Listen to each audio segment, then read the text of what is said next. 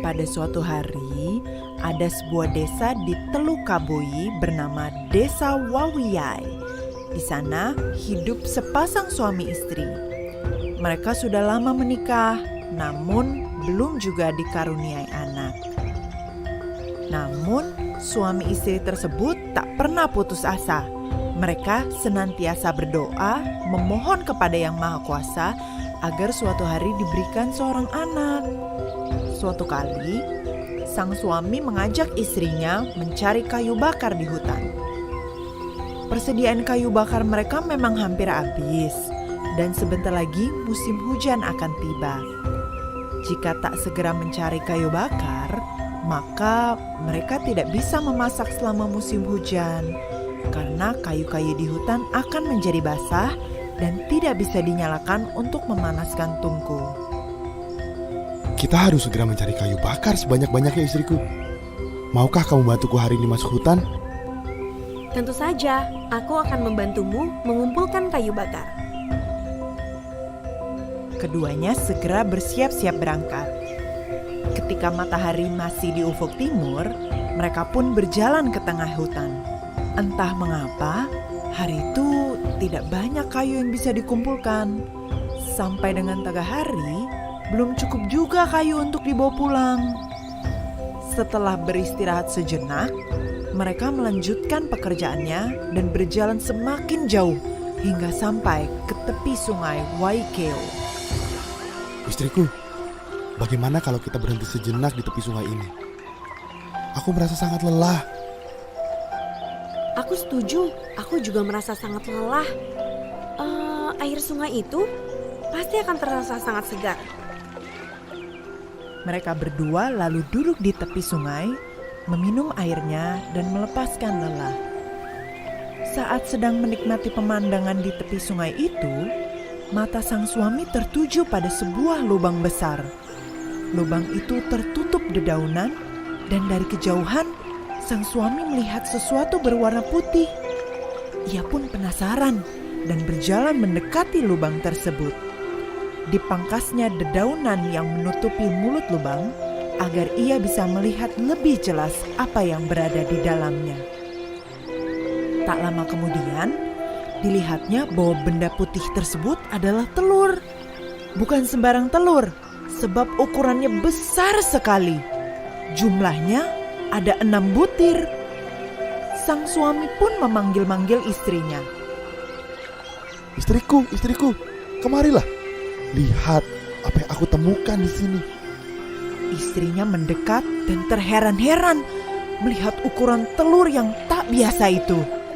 Wah, telur apakah itu? Entahlah, mungkin itu telur burung elang. Bagaimana kalau kita membawanya pulang? Pasti enak jika dimakan. Baiklah. Mereka pun membawa ke-6 telur tersebut pulang ke rumah, tanpa mengetahui bahwa sebenarnya itu adalah telur ajaib.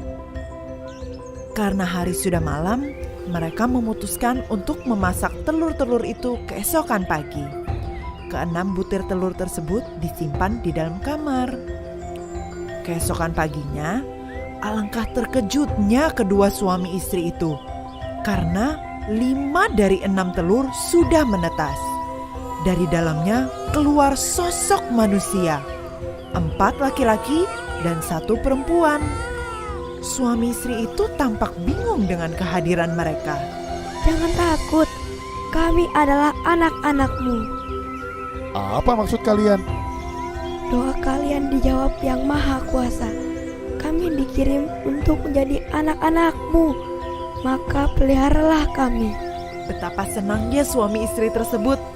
Mereka pun menamai ke-4 anak-anak laki itu. Yang pertama bernama War, kedua Betani, ketiga Dohar, dan keempat Muhammad.